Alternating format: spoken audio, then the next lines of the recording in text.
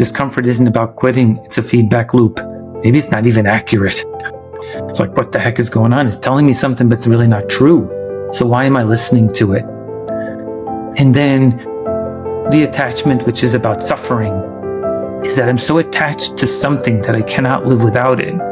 And so that's like this joy, but I need to find a way to live with what I have and accept that. And so back to this sort of like, yeah, I know intentionality is like a little bit generalized, but it is the action word that requires other actions. The why, the embracing the challenge, building the pillars, mastering reflection. These are the tools that we need to have to make it work. It isn't like you can have an F1 car sitting in your garage. You need a set of mechanics and drivers and people and everything to make that machine work. We need the same in our lives. Welcome back to Plant Fueled. I'm your host, Callum Weir. Today's conversation is something that we all chase, whether we admit it or not. It's about what it really means to live intentionally, not perfectly, not relentlessly optimized, but consciously, purposefully, in a way that aligns with who we are, what matters most, and the kind of life we actually want to live. Our guest this week is Joe Gagnon, endurance athlete, author, 6-time CEO, 90 plus marathons, Ironmans, someone who's run 6 marathons on 6 continents in 6 days, 150,000 push-ups in 1 year, written a blog every single day for over 4,500 days, over 12 years. He's led companies, coached leaders, and chased personal growth with the same energy and focus he brings to the finish line. But this isn't about achievements. It's about the philosophy behind them, the deep why. We talk about discomfort. We talk about discipline, about saying no to things that drain you and yes to things that call you forward. We explore the power of building a life on purpose, even when everything around you feels quite chaotic and out of your control. Joe's story is wild, but his lessons, they're deeply human. So if you've ever wondered about how to create a life that actually works for you, not one that you've just fallen into, this episode is going to resonate. And if it does, if it lands, if you find yourself thinking differently or feeling a little more connected to your own path, consider sharing the episode, giving it a like, giving it a follow, giving it a review, whatever the platform you're on allows you to do. Not for the metrics, but because stories like this are meant to be heard. Right, to Joe Gagnon. Let's dive in. Joe, it's a pleasure to have you here. Thanks, Callum. It's going to be fun. I'm looking forward to the conversation. We have a mutual friend in Robert, and I can only think that that'll be a great foundation for us to build from. Oh, absolutely. Like he's a powerhouse in himself. So, there's a lot to learn from him and the people he surrounds himself with as well. I think in the last few years, there's been a huge shift in people's mindsets. People are becoming more intentional. People are, looking to create more of a aligned mindset. We're seeing a shift in the mindset of especially nutrition, athleticism, people to achieve things that people used to seem to think were impossible, and some people still might think are impossible to other people. And people are just looking to live a bit more intentionally. And I actually see this more at the moment in the younger generation, but I think that's because they're more visible online, because obviously there's people from all generations that are achieving huge things. And then there's you, and you've been living this very intentional life for decades now, longer than some of these people that assume they're doing great things have even been alive. Right. Yeah, it's a good point. We always seem smart at the end of the story, right? I wish I was like the guy who completely, absolutely, unequivocally knew what was going to happen. But what I could tell you is that I sort of do separate my life into the first half, which I think was completely non-intentional, and the second half, which was. The first half was sort of trying to live the life everyone else wanted me to live, graduate college, get a job, get married, make money, have this success, buy this stuff, drive this car. And that's what I did, save for the kids' college. And, from the outside, Callum, everything looked fantastic. And then there were a few sort of these moments when something happens and you sort of stop and you're like, oh, it could be anything as simple as in my life it was, I lost an arm wrestling match to a bunch of people I thought I should have been able to win. Someone invited me on a run. I couldn't actually run a mile. I looked like I was sort of okay. And then I ended up, in a big company, and I was being asked to, it was a $100 billion company. It was actually IBM. And they were asking me to sort of behave a way that I just didn't feel comfortable with, which was like, just hang out in the corporate headquarters and your career will be great. Come to more meetings. And I just felt like someone was putting a noose around my neck, and it was getting tighter and tighter. And so then the second half of life, actually, because I'm actually just completing this book. It's completed today. It's got to just go through the formatting and then printing, but called Living Intentionally. I really do think that even though I didn't have that label, it became intentional. It was some things that I did. For example, I was like, okay, if you're going to get your act together, how are you going to do that? You need an accountability partner. This is the thing where we all fall apart in the beginning. And mine became a spreadsheet. Literally, I've written down what I've done every day for the past 25 years. And it became this partner. Like, I didn't want to let it down. I didn't want to leave it empty. I wanted to read about it. I wanted to look forward. I wanted to make a plan. I wanted to look back. And, it became like not just about exercising. It became about living. It's commitments. I have this language I call, the courage to make a commitment to consistency. And I think it was the reframing of words and that are obstacles. The word failure is an obstacle. The word consistency, the word boredom, all of these words that we use that like sort of stop us. And actually, they're just language that we created. It doesn't mean that's how what's really happening. And I found is I built bigger goals every year. I achieved them. And then I started writing. I left the big company thing, went to small companies. I cut my salary by 80% because I just didn't think that mattered. And then here I am. I mean, there's a lot in between, but it was sort of like this acknowledgement that could this be it for the rest of my life? Like, wow, that just didn't feel good. And now I feel phenomenal. So I think it worked. Yeah, because when we look at, some of the achievements you've actually pursued as well in that time, since I'm guessing leaving that corporate job, obviously you've done what? Is it 6 marathons on 6 continents in 6 days? Yes. 90 plus marathons. You've done ultra marathons. You've done Ironmans. Mm-hmm. The insane one for me was, 150,000 push-ups in 1 year.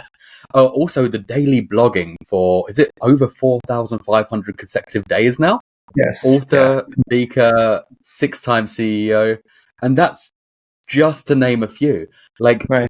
I think for the majority of people, they'll be like, I don't know if that's possible for me, but Right. it just shows that if you have a achievement that you want to pursue, that you can do that. Yeah, I think, so first part, like, I think being clear about your why matters, like why is someone doing something, for argument's sake, if you're going to become plant-based, which I did, why? In the beginning, like I had one really simple reason. It was performance. The way I ate changed my performance. I ran faster, I biked faster, I swam faster. I felt better. That was easy. It was like, it didn't even feel like a decision. I was a kid who grew up in an Italian family. We eat meat every day. And then everyone said, oh, don't you miss it? I said, miss what? Like it wasn't, and then I have many other reasons that have developed over time, right? But, about animals and the rest of it. But it had a very strong why. It was the same thing. I gave up alcohol on the way there. Same thing. It was performance. If I want to do all of those activities and get all these results, you can't have anything in your way. I didn't get any return from having another beer or another glass of wine. I always said I drank enough in my life. I made up for it. I just was concentrated. And seriously, Callum, none of this is a judgment. I don't think anyone needs to do my style. I just actually think intentionality is about choices and objectives and goals. And if you want to achieve these, they're actually achievable. Like if you and I started playing piano today and played for the next 25 years, don't we think we'd be both great at it? You would hope so, yeah. Right. But we're afraid of the commitment. That's why you need courage. And then the consistency, you sort of have to fall in love with the process. And then you can't feel it's boredom or drudgery. Like, in one of my segments of this past 25 years. I ate a peanut butter and jelly sandwich every day for 5 years at lunch. And every day I was excited to eat it. I was like, oh my God, this is amazing. I get to do this. Rather than, oh, geez, that's all I get. Like, this is up to us. We frame it the way we want. We can create the world that we want to go live in. Maybe it takes a little bit of time. I don't know where we're rushing to. Learn to love the process. And then the outcomes start to come. And then all of a sudden, maybe you're even winning. You're getting recognition. You just start to dream bigger. And you start to realize that the currency of your life is in how you make use of your time and the decisions that you make, not the money that you make. Look, that actually can come too. It actually follows. It doesn't have to be the goal of the destination. And I think that's the message, because I'm sure, I don't know, Callum, your background or anyone listening to your show, but I'm sure most people had a pretty average start. I did. I grew up in the Bronx, just outside New York City. We were lower to middle income. My first job, I made $7 an hour. I wasn't off to some auspicious start, But what I learned over time was that the resource that I have is me, in that I can both outwork, outcompete, outgrow anyone if I put my heart and soul into it. And then all of these other sort of counting objectives actually come to life. Yeah, I think that's the thing, is the choices we make are, the outcomes we create. And at the moment, like for us personally, or everyone really, like, because so many people think they can't do it, that the bar also becomes so low as well. Like, which means that we can pursue and we can do better as long as you're keeping yourself accountable. And like, it just really shows that it's not just commitment, it's just consistency. Like, it's not intensity, it's just showing up again and again and again, compounding evidence. And like, even when it's inconvenient, and I think that's what separates people as well. If you're so willing to kind of show up, even when like the time's not right on some days, like, you're always going to be ahead, and you can achieve such good things with that. Yeah. That consistency is what mastery is. Like, if you want to be a master, you have to do it a lot. It's pretty simple. After riding my bike 100,000 miles, I said to Anthea, I think I know how to ride a bike. She's like, are you kidding me? I'm like, no, you don't understand. Like, it's like me. And I think that, look, this is our life journey. We're sort of making it up, right? We create the context. The mindset is the most important. Like, the first unlock you need in your life is your mindset. Optimism, patience, endurance, grit, grace, being grounded.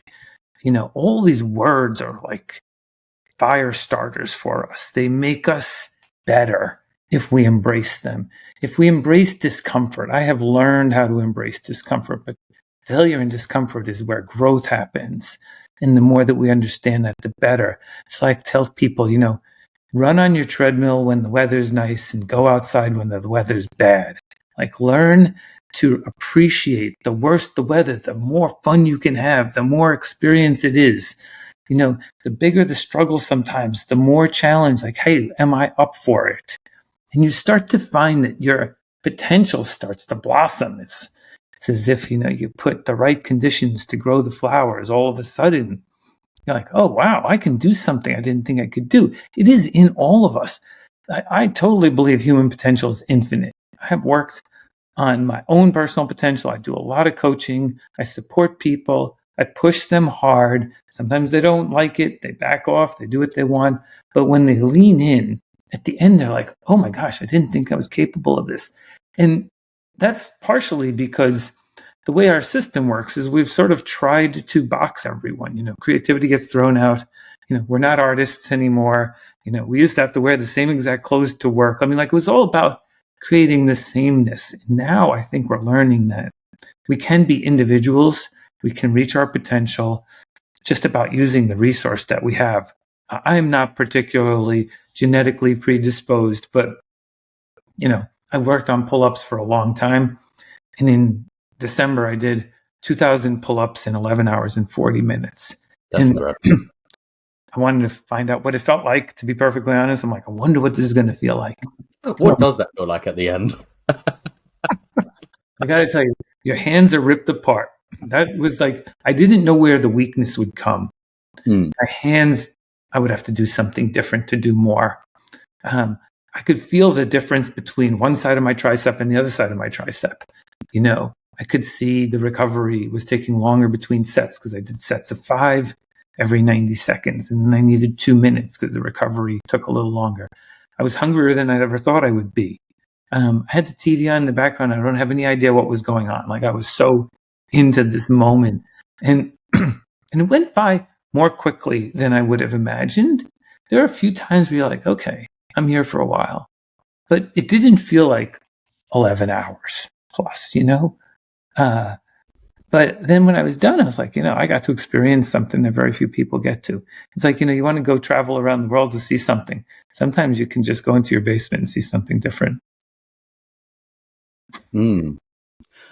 So, how do you keep yourself accountable? Like when no one's watching, because when there's no deadline, like when because obviously you're doing, multiple things. Like for instance, the blog you've done every day for basically 12 years, nearly 13 years. So when no one's watching and when there's no deadline, when skipping it also wouldn't, change how people see you, but would it change how you see yourself? Yeah, I think that's it. You answered the question. It took me a long time to figure out, right? In the beginning, I was doing it to try and build a platform.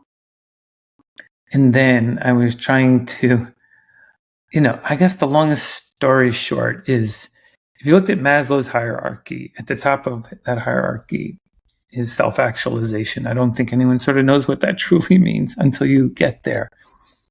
But I think that when you start to act against your own goals and objectives and don't let yourself down, you can get to this idea of self-actualization or self-love, where you actually believe that you belong to be here. And then once that happens, then it's no longer a task, it's actually who you are. And so the way that this sort of happened for me, the realization, I had the year I did that 6 marathons, 6 continents, 6 days. I had run 10 other marathons that year. I was wound up. I was on television, the radio. I mean, I was all over the place. And then I finished that and I was like, this wasn't hard enough. And so then I went and did this race in Northern California called the Tahoe 200 miles around this big lake, 3.5 days by yourself effectively in the woods, straight through. I slept like 3 hours over 3.5 days and hurt my ankle very badly, but I used poles to sort of like struggle myself to the finish line. And when I saw the finish line, without even realizing what was going to happen, I started to burst out crying. And it wasn't because my ankle was hurting. I had already tolerated that. But, upon reflection, I realized that I was fighting the world for so much of my life, trying to prove to everyone that I was a tough guy, that I could do anything, that I was like invincible, and I realized that I was just trying to prove that to myself, that I could find a place here, that I could love myself and feel good about myself and what I was capable of doing. And I didn't have to rip myself in half anymore to prove that. I could do that on a daily basis through, all the things that I say I'm going to do, that I do should make me feel worthy to be here. And it took a long time. Didn't know that was part of what I was trying to prove. But I do think that we all have to get to that point to have sort of, an enlightened life or one of self-actualization, one where we're no longer worrying about how many social media likes we get. We don't really worry about what someone else says. It's nice to get a compliment. Sure, of course. There's nothing wrong with that. It's not what should drive us. And we should not do and live how others want us to live. Now I have this really strong foundation. You could imagine how hard it would be to get me off of something. Someone says, when are you going to stop blogging? I'm like, that's not the right question. It's the wrong question. Like maybe I don't even know when I'm going to stop living because I don't know if I have a choice in that matter.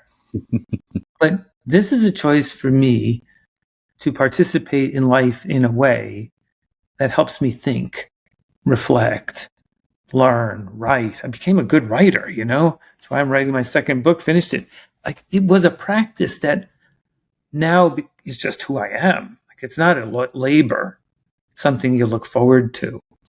And so I think that this kind of personal integrity is the first step. Like, don't do it because anyone else cares. Do it because you care. Like, make your bed, clean yourself up. I'm not saying wear a tie and a jacket. Just like feel good about yourself throughout whatever you do, how you represent yourself. Like one other just sort of silly one. When I grew up in my house, no one ever cursed. My dad didn't curse. No one. No, I don't judge, but so I don't. And everyone notices because it's unusual. And I always think, like in the beginning, people sort of like, what's the matter with you? And now it's just who I am. But I don't care what they do. And I know I care what I do. That's all that matters. Like, it's like, I'm not here to tell people how to live. I'm here to live my life.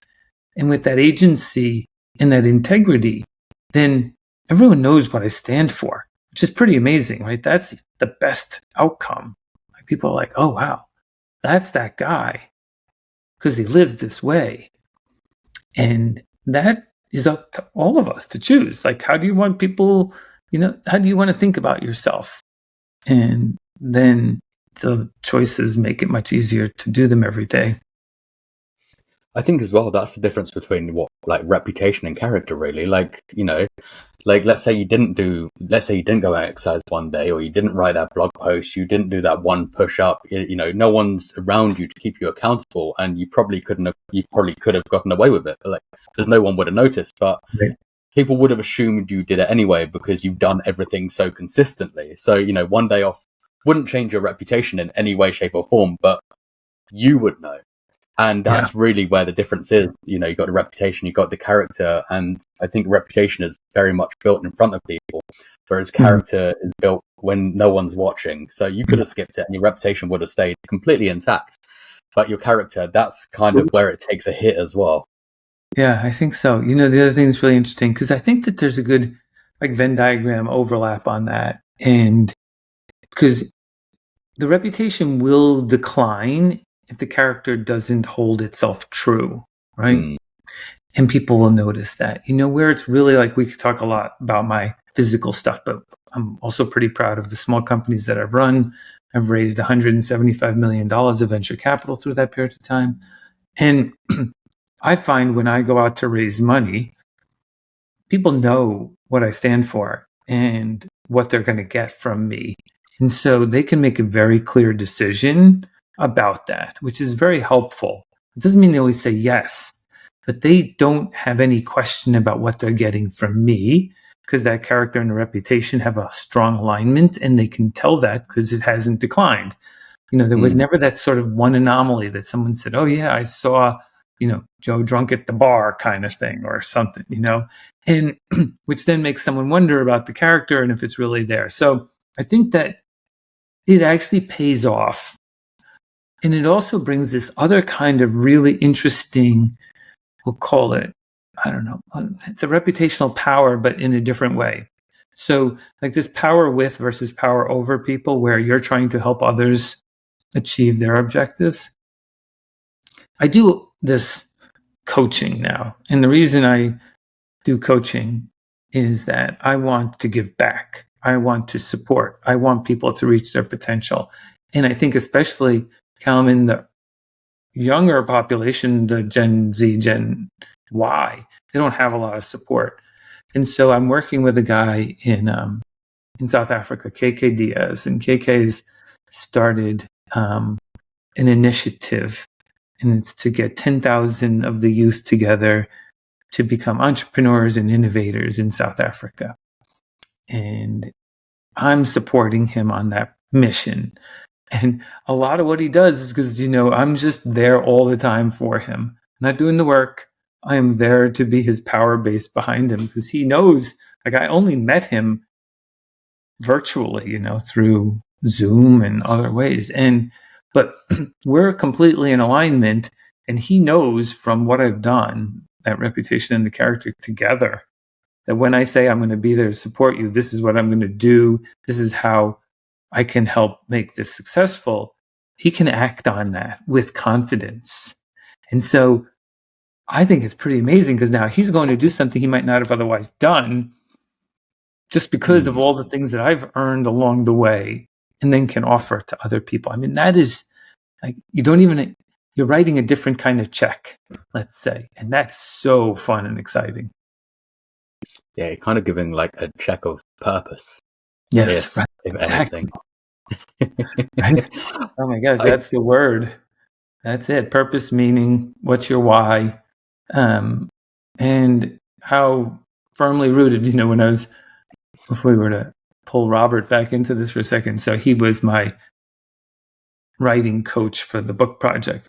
And when I wrote out my why, and I went into reasonable detail, and he says, no, you got to tell everyone why you have your why so you can defend it, like, so that it doesn't sound just like someone else. And like, okay, that's a good challenge, And so I spent some time, because my why is all about service. And I said, well, my dad was a social worker. My mother worked for the Child Protective Agency and was a school teacher. All they did was serve people. That's what we learned to do in our lives, to serve. And so it's natural for me to do that and to want to do that in my way later on. And so, plus, of course, the other amazing people who they gave me their time and helped develop me. And they never asked for anything. And so I'm like, oh boy, you owe it back to the universe. I guess we call it pay forward sometimes. But yeah, I mean, it's just, I think it's really interesting is so few people expect it. And then when you offer, they're like, are you kidding? I'm like, why no? Because they're like, well, why would you do that? I said, because serving people makes me happy. That's how I get happy. Like when you succeed, I'm happy. It's not the other way around. I think that is the thing. Yeah, it is very much redefining like your no's, your yeses and whys. Like, because I think people like to say, yes and no out of habit, and don't understand what they're saying yes to, don't understand what they're saying no to or why to, and working out how this is going to serve me, but how is that going to serve other people as well? Is this going to develop me? Is it going to develop other people? Like some people could be, very much self-centered, and their why is very much for them. But it's also, there's people on the other end of the spectrum that their why is helping other people. Their why is, being able to help as much as possible. And it's just, redefining those three, like your yes, your no's and whys, because I think people get so lost with just saying it, because I think society does just tell us to say yes, no, and we don't actually know why we're doing it. That's one of the big focuses for me, is to tell people in the beginning when I start, I said, don't hold on to the word no too hard. Because, back to those two that I mentioned, I had a lot of no's. There's no way I would ever stop drinking, and there's no way I would ever stop eating meat. Just no. Flat out. Now it's been almost 25 years, and I have no idea how I felt that way before, but now I know for sure that anytime I get too wound up about something, I'm like, okay, just be careful, boy. Don't go too far on that. And all of us, this is like the unlock mindset, unlock. I mean, your health is your next unlock for sure. And then the yes. Oh my gosh, Callum. If we went back in my career, the two biggest assets that I brought to my career were my work ethic and my ability to say yes. That was it. It wasn't skills. It wasn't some super intelligence. It wasn't a network. It wasn't a clique. It was nothing. But I put in the effort and I said yes. I made people's lives easy. My manager said, "You want to do it?" I said, "Yes." I never even asked a conditional. Like, you want to go on this trip? Yes. And then all of a sudden, I kept getting invited more. I kept getting included. You know why? Because I made people's lives easier. These are unlocks. We keep waiting for our lottery ticket from the bodega to win. Like, we got our lottery ticket in our pocket. Just pull it out. It starts with the word why. Say yes. Stay away from no. Show up with quality. Put your effort in. And then all of a sudden, over time, it all happens. I mean, I became a partner in the Ernst & Young firm back in 1996, one of the youngest partners ever made. There's no way, if you asked me when I graduated college, if I would make partner in a firm. there would be zero chance, right? Because I didn't fit into that class. It was not that. But I just literally outworked them and outsaid yes. And then because that then allowed me to produce massive results. And so this is what I try and tell people over and over again. This isn't like waiting for something. Yes, patience, sure. Like I wrote about this in the book. And, I'm still married 37 years later, which is sort of silly because we both laugh like, this is ridiculous. My wife tolerates me, etc. But when I didn't make partner the first year, because I thought I was going to make it the year before, and I got like a little fussy. I'm like, I can't believe I didn't make the level of partner. Like, I deserved it. And she said to me, are you kidding? She said, just go prove them wrong. Go outproduce yourself next year. And I'm like, why do you have to be right? Like, I don't want to hear that. And that's what I did. Like, I didn't get anything other than I just went back at it. So what? It took another year. Like, what's the big deal? But this idea of a victim versus thriver is a big turning point for all of us. No one's doing anything to us. We're doing something to us. Never. Like, I don't care. Even if someone's mean, like, that's their problem. Like, I don't have to take that. I'm like, good. I'm glad you feel that way. I don't. See you later. I didn't get invited to parties when I was a younger kid, so I started having them. That's how I went to parties. I never became a victim. Like, I became a thriver. Live in a world of abundance, not one of scarcity. Don't try and survive, try and thrive. I mean, this is what the human system can do. It can create more neurons, more mitochondria, more red blood cells, more neurochemical passages. It's just so much that it can do, but you got to use it. But if you're a victim sitting on the couch complaining about all the things that happened to you, what's going to happen? Callum, last year, 2024, globally, we watched 190 billion hours of Netflix. 190 billion. So what if we used half of that time to do something? Like, what could we have created in this world with 80 billion, 90 billion hours of productivity? I'm not saying you shouldn't sit and watch Netflix, whatever, but just think about this opportunity, to say yes, to keep that no away from the storyline, to show up the best version of yourself, give yourself a little bit of grace, going back at it. And then, that's why when I look at my accomplishments, I sort of chuckle. I'll tell you why. Because I don't have a lot of people competing with me. It's like, I look so good because everyone took themselves out of the game. Yeah.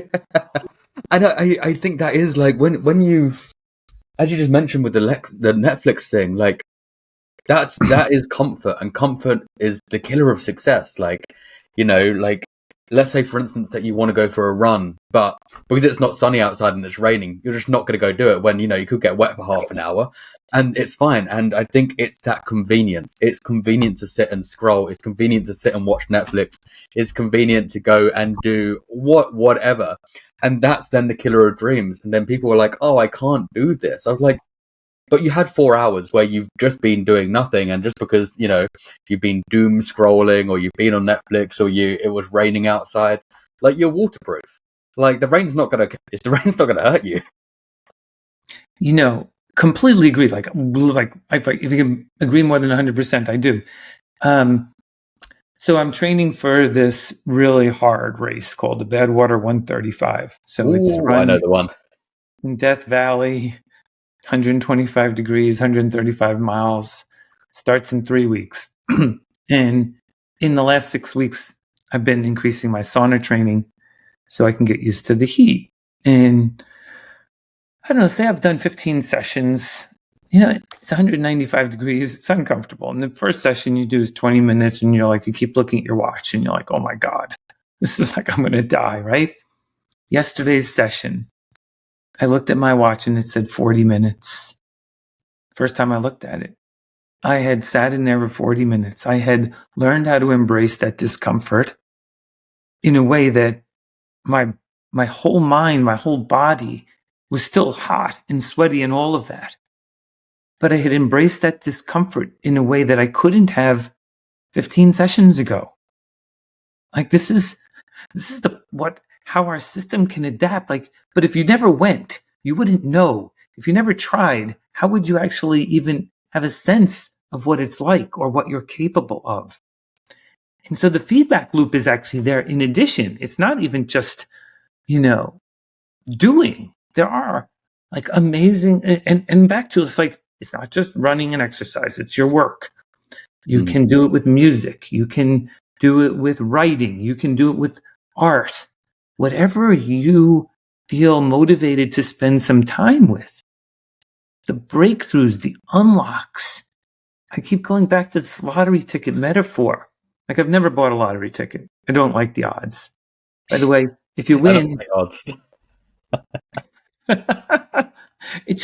And if you win, honestly, I mean, in all seriousness, I actually have some friends who are extremely wealthy. I don't think they're happier than me. By the way, I coach a lot of wealthy people who are very unhappy. And everyone's like, oh, that's not true. Everyone wants the money. I was met this guy, Greenwich, Connecticut's like the richest zip code in the United States. And I was coaching him. And he's in his 40s. His net worth is $50 million. Got everything going for him. He's a wife and 2 kids. How doing? He says, I'm just unhappy. I'm like, okay, let's work on that. He says, I can't do anything about it. I'm like, what do you mean you can't do anything about it? Like, he had just sort of literally given up. Everything looks good, except he's falling apart on the inside, which, by the way, is what happened to me. So I had the breakthrough. It's the mindset first. It's your health second. I do think AI is an interesting unlock, but community, like, the who you hang out with, we all know this, right? You turn out to be like the people who you hang out with. Those choices matter. If we go through the chapter headings in the book, they're all thematic to the topics we're talking about here. This is the reason I wrote this Living Intentionally book, is that I realized that it's great for me if I live my sort of intentional life. But am I really servicing my community if I don't take the time to share what I found out? It's a little bit like, hey, Callum, I found the treasure map, and then I won't show it to you. So I'm like, I owe it to the community, whoever wants to look at the treasure map, to be able to see, oh, here's where you go. Here's how you do it. Like chapter 1, defining our why. Chapter 2, embrace the challenge. Chapter 3, building our pillars. Chapter 4, mastering reflection. You start to get some tools and some experiences and some stories that might say, maybe this is worth trying. Here are some actions I can take. I think we all owe that to each other, by the way, and to be supportive, because we absolutely live in a world of abundance. There's no possible way, if all of us achieved 100% of whatever 100% would be, that we would ever have even felt like we were missing out on something. And I think that, even if you're a scholar only, like you're a Nobel laureate, but you never walked around the block, you still haven't maximized your potential. If you're an athlete and you never read a book, you haven't maximized your potential. Have these the basic pillars, right? Your mindset really matters, the community, our sleep matters, our nutrition matters, and exercise. Like, let's work on the basics. And then great things happen. Yeah, it is very much the choices we make are very much what the outcome is, the outcome that's created. But I do think a lot of people, because we have so much abundance in the world, as you mentioned, that a lot of people then feel lost, not because they're broken in any way, but I think they're chasing for things that they don't want. So as you said, like, people that are millionaires but aren't the happiest people, but have they just chased something that they thought was going to make them happy? And I think we see that with a lot of people chase things that they think are going to make them happy down the line, because we've never actually, sat down and defined what their version of purpose is.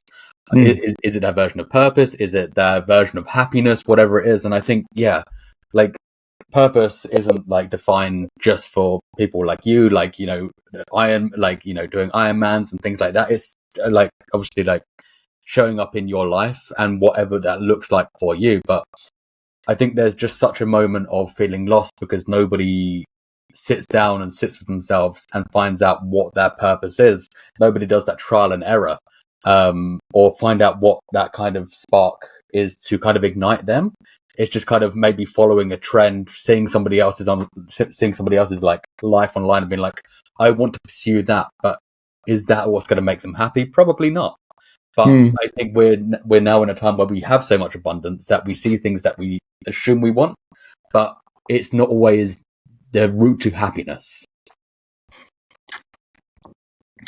Yeah, I don't think we're just trying to be happy per se, right? That's only one dimension of the emotional sort of range of feelings that we should have as humans. I think the human system works in a way that it actually does well with some suffering, the idea of trying to work through being disattached from something, like don't have such attachment. Don't make that the way that you value life or someone else values you. I think through service, we have a lot of neurotransmitters that get triggered, where everyone talks about dopamine, right? It's the TikTok drug, right? It's like you trigger it, but there's other ways, there's serotonin and oxytocin, which are about connecting and loving and being part of something. And that's when you service, you feel good. We have a lot of ways to optimize the way our system works, but it has to be used. It cannot get to optimization through that comfort. So let's first have a breakthrough, which is we got to stimulate. The body still operates from 10,000 years ago when we sat in a cave and didn't have much food and we had to survive. And that's why we were okay sitting on the couch watching Netflix, because that state was necessary then. That state is not necessary anymore. The other state that we had developed as humans was the ability to go chase down an animal for 5 straight days and get what we needed to live. And that state is the thriving state, right? And that state is actually how come they kept living, not because they were sitting in the cave. And so we have these natural states in us, and they get us different outcomes. And so, but to instigate it is to actually start to use our system. And I don't know if we have to have the perfect answer in the beginning. Like I have 2 daughters and a wife. They are the most artistic people in the world. Like they could draw, I don't know, stuff that could hang in a museum, right? I cannot draw. They try and teach me. I'm just not that good at it. But I'm a good writer. They're both creative pursuits. And so I tried. I've gone to art classes with them. But I found that, give me something to write, and that's my thing. So I don't have to be an artist. I'm glad I have artists in my life. I like to be a writer. The same with the different kinds of sports. A lot of people in the US, at least, are playing pickleball now. They love it. I would rather go for a run. I'm really happy they're moving. Like, let's find things that fit a little better, because some of us are different and unique. Find people who will teach you. There's always some nice person who will help and support you. Like, I don't run fast if I go with other people. I run at their speed. You'll find people who will help and support you, give you a plan. Just reach out to me. I'm happy to have a conversation with anyone. But I think that we figure it out by figuring it out. That's what I found out. Like in the beginning, it wasn't that I actually really knew what I was doing. That's why I sort of made that joke in the beginning. I wish I was so smart as to have been completely intentional then. But I knew I needed to do something, and it figured itself out. And then that's what I became. And that's rather satisfying. And I don't know, like I don't think we need to sit around waiting for compliments. But when you know that you help someone and they achieve something special, like that is an amazing feeling. That's better than a compliment any day. And so, but to be able to do that, you have to have earned it. That's the other thing, Callum, is like the second part of my why is not that I was just a service person, but I've put a lot of effort into becoming really good at a few things. And I want to help people become really good at what I know so that I could give you advice. Because if you wanted to be a writer, if you want to be an athlete in endurance sports, I have a good background. It's pretty credible at this point. And so then you should feel confident helping people, not just a magazine manager. I read it and I told you. I actually did it. That's what I wrote about in the book too. I put quite a few stories in there of my journey because I want you to feel as close as you could feel to what it feels like and say like, oh, wow, that's real. Like that's really cool. I like that. Obviously, when you are training, when you are doing all these multiple disciplines, like how are you cultivating a life that kind of works for you? Because obviously you're trying to live a life that's more intentional, but obviously you have to create discipline to train for something like a marathon or Ironman while having a job and a family and all the responsibilities that come with that as well. Like, how do you find time to train, eat well, nourish your mind as well, and kind of build that right mindset, because there's so many things that you can fit into a day? Yeah, it's a great question. So first, the number that I know like better than my name is that there's 168 hours in the week. I know that. Like I just, okay, so this is what I got. How am I going to spend them? That's part one. Part two, which is really interesting, is that if you want to have a hard life, be out of alignment with the people in your life. You want to have a good life, be in alignment with the people in your life. So if you have a relationship with a partner, you really have to make sure that the partner understands who you are and what you're trying to achieve, because otherwise that friction is impossible, right? And so that's why I'm still married after all these years. My wife doesn't try and change me. She accepts me for what I am. The girls do, which means that there's sometimes I'm not available because of my training or my writing or something else. But everyone knows that this is what it is. Like if you tried to stop that, then you might as well just break the whole thing apart. So find people and have the agreement in the beginning. Like, hey, this is who I am. This is what I do.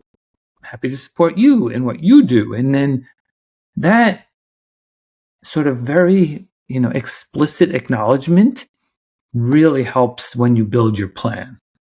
Now, there are times when it's a bit extreme and someone might say, maybe you should temper it a little bit and you should be willing to listen and say, okay, I think you're right. I probably went over the edge on this one. So let's be careful about that. But so that's part one, is like, don't have any noise in your system. Think about the 168 hours. Like, so one of the best, starting points I have with anyone I coach is I give them a 7-day schedule. I say, please write down what you do every day for these 168 hours. And then before you show it to me, I would love for you to assess, how do you feel about how you spent your 168 hours? And do you want to change something? And I'd have to say that 9 out of 10 people say, I'm not really happy how I spend my time. So the first repair is fix how you spend your time. And that means then align to your goals. Back to we have an understanding with our people in our lives. And now it starts to get better.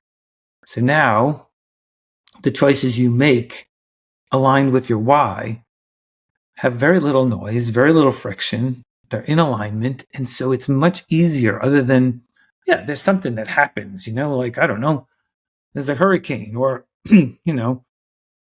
something gets in the way that you can't control. Of course, those things aren't what we're talking about, right? This is about taking out the predictability that could get in the way.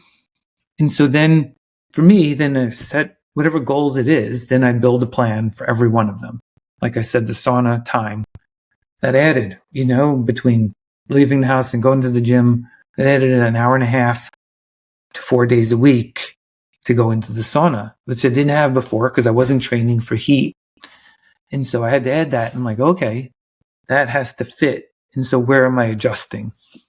And it's this back to being intentional is probably the simplest and overused word for my life now, but it is these steps, and you don't get it perfect in the beginning, and you keep on refining it. And then it sort of just starts to work, like it's programmed, go to bed pretty similar time, get up at the same time. I really think like this, like food for me, like I try and eat almost the same thing every day. I don't want to make more complicated. I get the right nutrients. I get the right protein. Do I need variety? Sure. If I go out on dinner on a Saturday night, that's fine. But through this simplification, right, all things then become possible. It's when it's like a jumbled mess that you're shaking up every day. And something floats to the top that you don't get to the objectives. So it's very programmed, it's very intentional, it's aligned, and it's practiced, and it works now really, really well. There's people that do have intention and they are motivated, and they have that why, and they often have a goal, and like they may mention that goal to, let's say, a friend or a family member or a partner, even trolls online. Some people like to put that stuff out online to keep accountability, and sometimes that's also where I think I'd say the hardest criticism comes from, because and I think that's sometimes what makes people give up, because I know I've had that personally as well, when I've gone out and asked somebody, because I want that accountability, being like, I'm going to go do something, but then those people are kind of like, hey, do you actually think you can do that? Or they kind of like put down your dreams slightly. And I think people do lose purpose due to criticism from people. Yeah, right. I'm laughing because I think I started there, right? This is my whole life in the beginning. Everyone made fun of me. I had a squeaky voice. I was the smallest kid in school. I was picked on. I hated it. Couldn't get a date. Like, I just didn't like it. So over time, I stopped looking for anyone's input. Like, you know what? I don't like their input anyway. I'm tired of it. The input I want is mine. And a few people really close to me, like your siblings or your parents and maybe your partner, like otherwise, like the rest of the world's noise is noise. I think about signal and noise all the time. And, over the years, I started to understand, like, why are they doing that? What's really going on? It has nothing to do with me. They don't care about me. I'm not even as bad as they think. They're just looking for this power over rather than power with. They've never figured out that their value comes from being, sort of like each other rather than trying to control each other. So that was part one.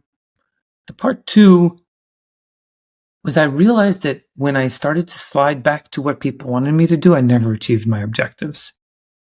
And so when they said something, I'm like, but like, how does that help me? So I wrote about this in the book also, which is a story of typical people working like I work in the software world.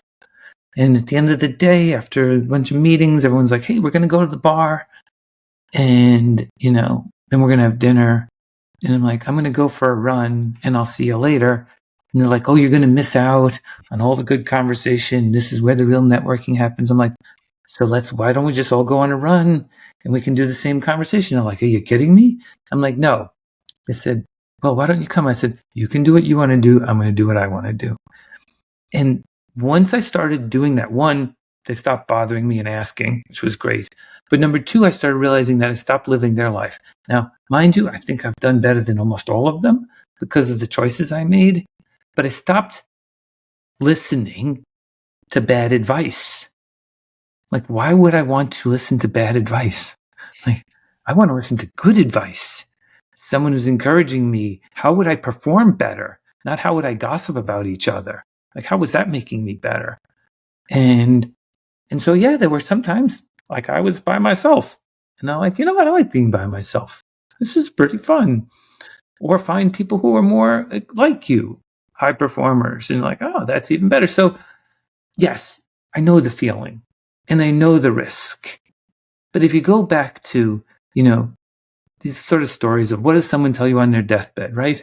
They're going to all reconcile every one of these bad feelings you've ever had, right? No one says they wanted to go to one more meeting, and no one says they cared about how many likes they had, or blah, blah, blah, blah, blah, whatever it is, right? So I'm like, okay, well, why don't we just avoid that sort of regret when we die and sort of fix it while we're alive? Because, the truth is that the power that you will feel and how great you will feel when you make the choices that align to who you are will far outweigh any kind of social media likes that you think you need. And I don't know, it's just like magical. Honestly, I did a keynote and then some coaching afterwards recently with a very big company, $1 billion company. And 3 of the leaders I met, they asked me the same question. I said, why do you live this way? And I said, well, if you could feel this good, wouldn't you want to? And they didn't know what to say. They literally didn't know what to say. They were so stuck. And I am so liberated. And I feel like I think I just saw, something no one else can see. And that's what the journey should be about. But if you let people put an anchor around your ankle, where are you going to end up? I completely resonate with that. I think, especially in the last year or so, I would say unintentionally created a more intentional life. There was the fact that, like, for instance, for me, I gave up drinking because it didn't make me feel good. I wasn't performing at my best.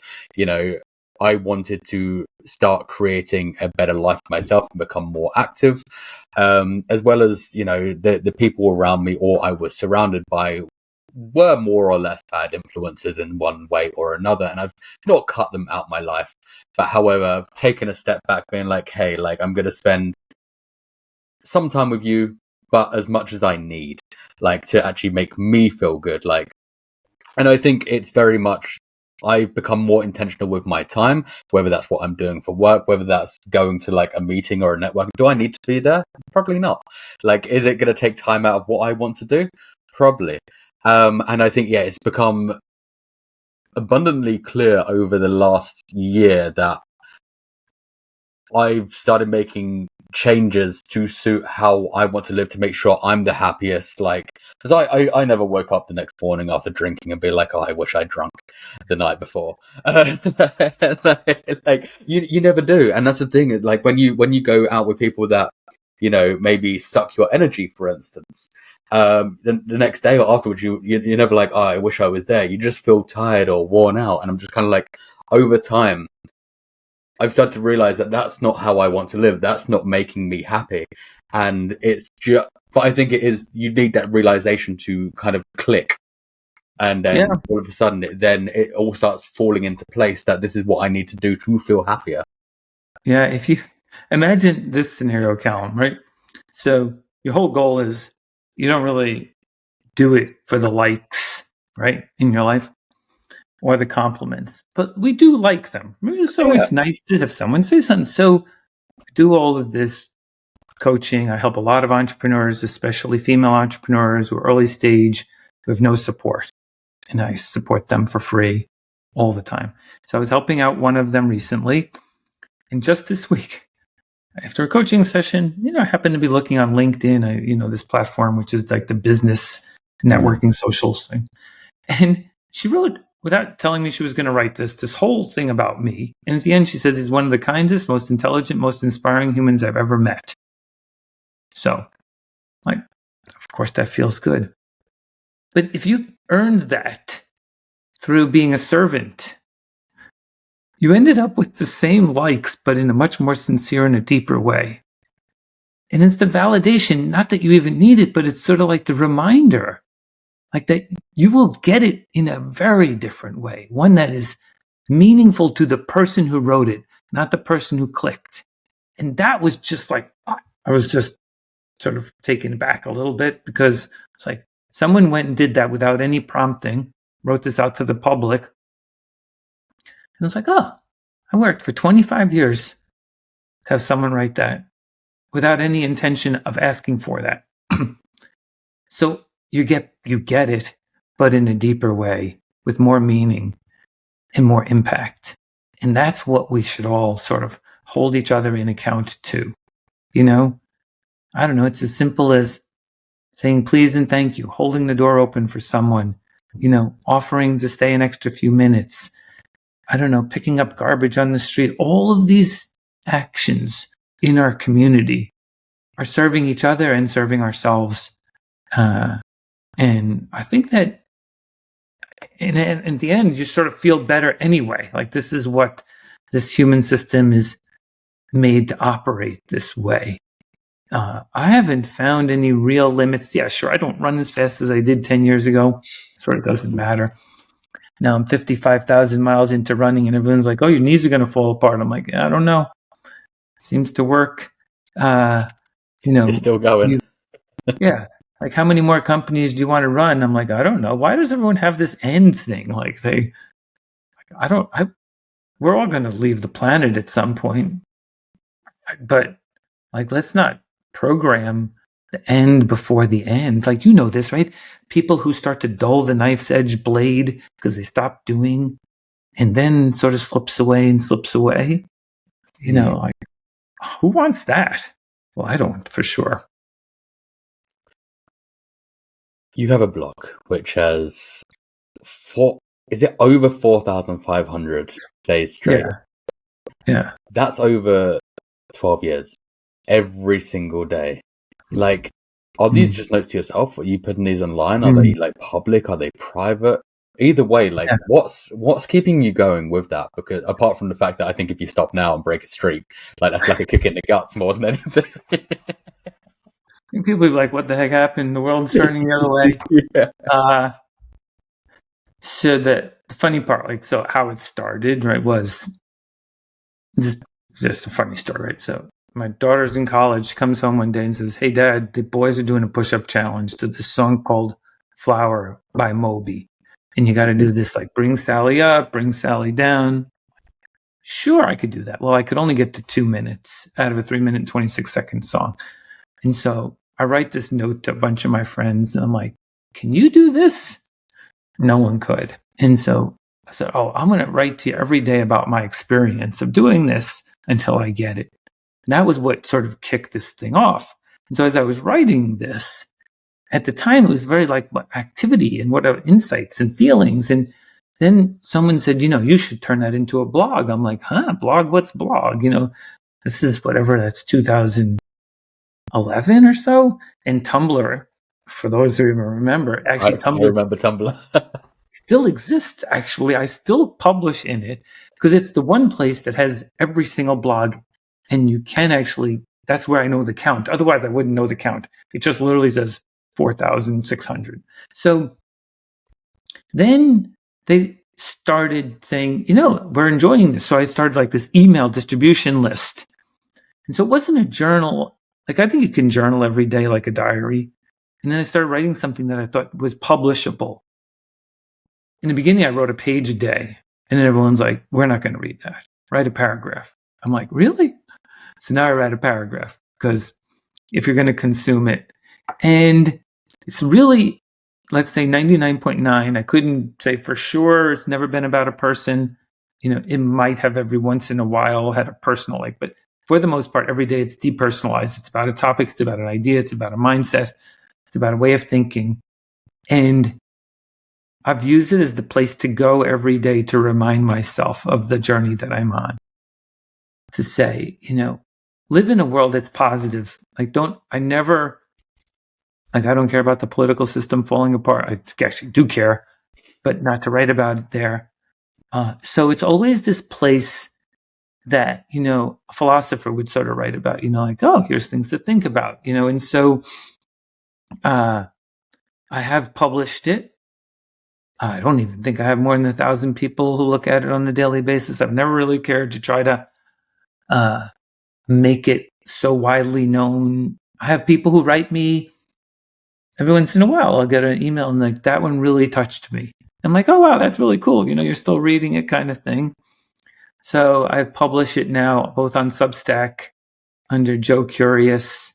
I still publish it on Tumblr. And then I have an email list that I send out to. My website, which I just redid, I had it published there. I just haven't connected it yet. So I write it as though it would be read by other people. So that's a different bar. And I write it because it is my deliberate process every day. And the craziest part about it is I write it at the end of the day. It's between me and getting to sleep is writing this thing. So there's some days where I lose a bit of sleep because I'm like, I don't know what I'm going to write about today. Oh my God. It's like I wrote a blog one day called The Blank Screen because it's staring at me like, there's nothing in you, boy. And it's been, honestly, it's the reason why I was able to write the book. I wrote this book in 5.5 months, 300 pages, 70,000 words. not because I used the blogs, but because I became a good writer. And so it actually served a pretty deep purpose in that way. And, and the fun part, if I think about it, is that I have something that very few people have, like day before yesterday, the title was called A Daring Odyssey. Before that it was Spirited, Let It Begin, Life Perks, Follow Up, That Last Step, Would It Be Different? And it's like, would it be different if we paused for a moment and chose with intention? If we looked at our day, our relationships, our dreams, and asked, am I living the way I truly want to? Would it be different if we stopped chasing what doesn't matter and started leading fully into what does? Would we act differently if we believed we could rewrite the script even just a little? And that's the kind of writing that it's turned into. And so, my feeling is that's worth it all the time because, I now am a better writer and a better thinker and feel better about life as a result. And one day maybe I'll turn some of them into like a 365 days of, whatever inspirations. But it's a corpus of, I think I edited up one day. It was like 4,000 pages worth of writing. That's pretty cool. I love the fact that you've gone that long and never missed a day. It's absolutely remarkable. So the other day I sent an email to my mailing list with a few links about you and obviously what you do, just to see if there was any questions for the audience that they may have. So yeah, I gave them a full breakdown of you, sent your Substack, your everything else, Thank you. your websites, some different YouTube links, just so people knew who you were, and then see if there was any questions that came back. And we had actually some of the best questions I think that have ever come back on this podcast for you. I think a lot of them are normally about nutrition and things like this. However, I think with living intentionally, it's really kind of sparked some interest for a few people. So I think there's 3 or 4 questions that really like popped out for me. But somebody asked, what does it actually mean to live intentionally, and how the hell do you do that in a life that's just chaos? Because living intentionally sounds lovely until you're 3 coffees deep and stuck in traffic hating your life. So what does that actually look like in practice and not on Instagram? Yeah. I mean, we've touched on a lot of the topics, but, I think this idea of noise and signal is that we think the noise is our life and the signal is what we have to look for. I think that there are things that are happening to us that we never really understand. Like when you're sitting in traffic, why does it bother you? Like you knew you were going to be in traffic. It bothers you because your rhythm is out of sync with the rhythm of the movement. And so you have to figure that out. You have to understand what's really happening and go deeper, put the effort in. It's why the reading and the writing and the meditation that I get from running, it sort of balances me out. When the cortisol goes high, I find a way to reduce it. When I'm in a bad relationship, if that was the case, I have to get out of it. And so I think it's about having agency and taking control, and don't let that stuff become the way that you think. It's fine. In a stormy day, the storm is there. The Stoics said, worry about what you can control, not what you can't control. And too often, I think in this social media world, we worry about what we can't control. And that is unresolvable. Just is. So let's stay away from it. After I ran in the morning, it always happens to me. But I think find people in your life like me and get closer to them. And it'll start to rub off. And I think then the pathway isn't as hard as it feels, because it felt really hard to me before and not anymore. I think that was worded perfectly. The next one was, we talk about mastery in performance, but most mastery comes from being willing to sit inside the boredom, painful, relentless middle. What's your personal relationship with monotony? Developed a skill called the zombie skill. I sort of disassociate in those moments. Like time goes by. It's like the flow state. we can control sort of our emotional pathway that gets in the way. The second is that I love embracing the discomfort. Discomfort isn't about quitting. It's a feedback loop. Maybe it's not even accurate. It's like, what the heck is going on? It's telling me something, but it's really not true. So why am I listening to it? And then the attachment, which is about suffering, is that I'm so attached to something that I cannot live without it. And so that's like this joy, but I need to find a way to live with what I have and accept that. And so back to this sort of like, yeah, I know intentionality is like a little bit generalized, but it is the action word that requires other actions. The why, the embracing the challenge, building the pillars, mastering reflection. These are the tools that we need to have to make it work. It isn't like you can have an F1 car sitting in your garage. You need a set of mechanics and drivers and people and everything to make that machine work. We need the same in our lives. I think the next question is very much, I think you may have just covered most of it in the previous question. But somebody mentioned that they met a lot of high performers who can, optimize their macros, their metrics, and their meetings, but they can't sit in a room with their own mind. And what's your relationship with silence when there's nothing to chase? Well, this is what these saunas have really helped me with too. Like I sit there with nothing. I don't have my phone because it would burn up. I just look at the wood on the floor. I stare at it, and then I don't notice anymore anything. And then my watch said 40 minutes. I'm like, oh, wow. But it's a practice. All of this is a practice. This is like do 2 minutes, 5 minutes, 10 minutes, like just keep working on it. And so, yeah, I got to learn, like in the beginning, I used to train without headphones because you got to get used to being without it. Our system, who we are, is so adaptable to whatever we want it to be.